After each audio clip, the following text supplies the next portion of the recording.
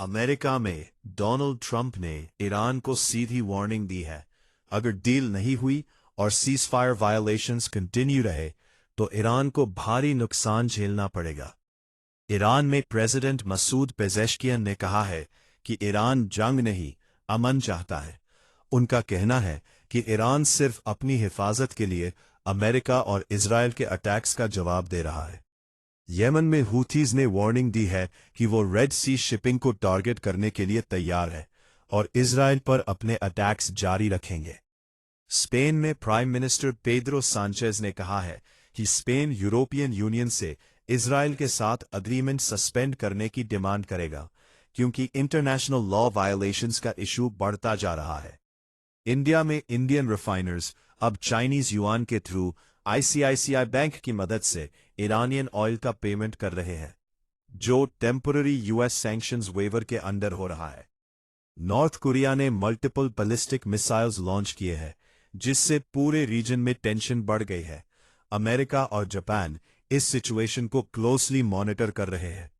America में Donald Trump ने confirm किया है कि यूएस नेगोशिएटर्स इस्लामाबाद जा रहे हैं, क्योंकि पहले राउंड्स की टॉक्स किसी फाइनल अग्रीमेंट तक नहीं पहुंच पाई थी। ईरान की न्यूज एजेंसी IRNA ने कहा है कि ईरान ने अभी तक अमेरिका के साथ सेकेंड राउंड टॉक्स के लिए हाँ नहीं की है, चाहे वॉशिंगटन डेलीगेशन इस्लामाबाद भेज रहा हो।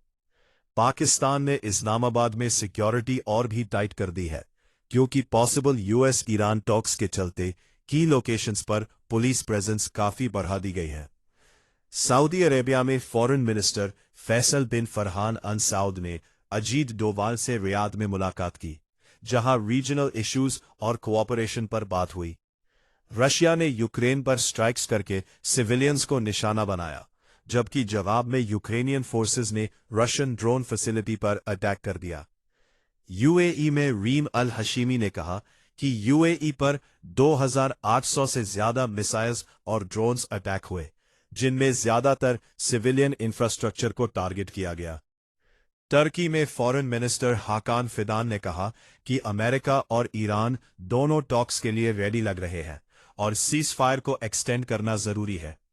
अमेरिका में डोनाल्ड ट्रंप ने कहा कि यूएस फोर्सेज ने एक ईरानियन फ्लैग वेसल को सीज कर लिया, क्योंकि उसने नेवल ब्लॉकेड के दौरान ऑर्डर्स फॉलो नहीं किए। ईरान के इस्लामिक रेवोल्यूशनरी गार्ड कॉर्प्स ने कहा है कि ईरान अपने मिसाइल और ड्रोन लॉन्चर्स पहले से भी ज्यादा तेजी से दोबारा तैयार कर रहा है। फ्रांस में प्रेसिडेंट इमैनुअल मैक्रोन पेरिस में नवाफ सलाम से मिलेंगे, जहां लेबनान सीजफायर और स्टेबिलिटी पर फोकस होगा। जापान नॉर्थ कोरिया के मिसाइल लॉन्चेस के बाद हाई अलर्ट पर चला गया है और अमेरिका और साउथ कोरिया के साथ मिलकर रिस्पॉन्स स्ट्रैटेजी बना रहा है।